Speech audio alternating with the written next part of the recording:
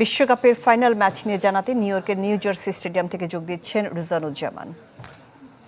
রেজওয়ান, স্বাগত আপনাকে। একটু জানতে চাইবো যে টুর্নামেন্ট জুড়ে তো মোটামুটি দুর্দান্ত রক্ষণভাগ ছিল স্পেনের, আবার অন্যদিকে আর্জেন্টিনার কথা যদি বলি তারা রক্ষণাত্মক খেলা খেলছে। তো এই যে এই দুইয়ের মধ্যে কোন খেলা আসলে কার্যকর হতে পারে, কোন কৌশলটা কার্যকর হতে পারে আজকের ফাইনালে?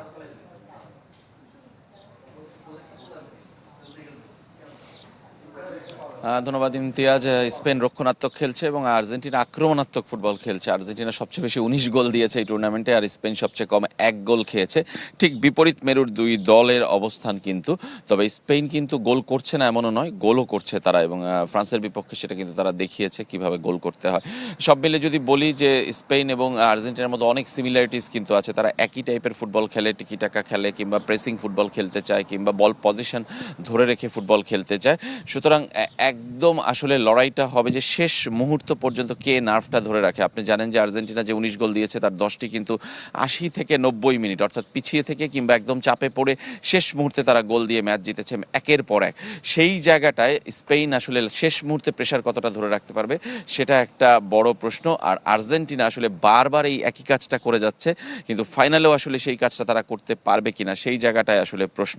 গতকাল যদি বলি যে আসলে আর্জেন্টিনা দল একটা অফিসিয়াল ডিনার করেছে এবং গ্রুপ ফটো তুলেছে, সেখানে যদি লিওনেল মেসির একটা কমেন্টস কিন্তু আমরা দেখতে পেয়েছি। সেখানে তিনি বলেছেন যে আজকে জিততে পারলে ভালো, কিন্তু তারা আসলে আনন্দের জন্য খেলতে চান। এই গত 50টা দিন যে একসাথে ছিলেন, একে অপরের জন্য আসলে যেভাবে তারা লড়াই করেছেন সেই জিনিসটা তাকে আসলে আনন্দ দিয়েছে, এবং সেই জন্য আজকে তিনি সবাইকে উপভোগ করতে বলেছেন। সুতরাং আজকের লড়াইটা উপভোগের আর্জেন্টিনার জন্য। আর স্পেনের জন্য আসলে অনেক কিছু প্রমাণের, আমার কাছে মনে হয় যে তারা আসলে গত 16 বছরে এই বিশ্বকাপের ফাইনালে উঠতে পারেনি।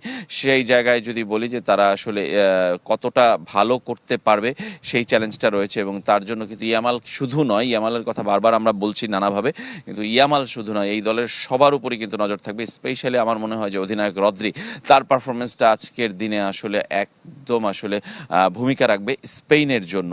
আর ঠিক একইভাবে লিওনেল মেসির জন্য আসলে পুরো আর্জেন্টিনা খেলবে 2022-এ যেমন তারা খেলেছিল, 4 বছর পর 2026-এও ঠিক তেমনই শেষের অপেক্ষা। ইমতিয়াজ, অনেক ধন্যবাদ জামান। সময় বলে দেবে আসলে শেষ হাসিটা কে হাসবে, স্পেন নাকি আর্জেন্টিনা। আমরা সেই প্রত্যাশায় রয়েছি এবং গোটা বাংলাদেশ আসলে সেই প্রত্যাশায় রয়েছেন।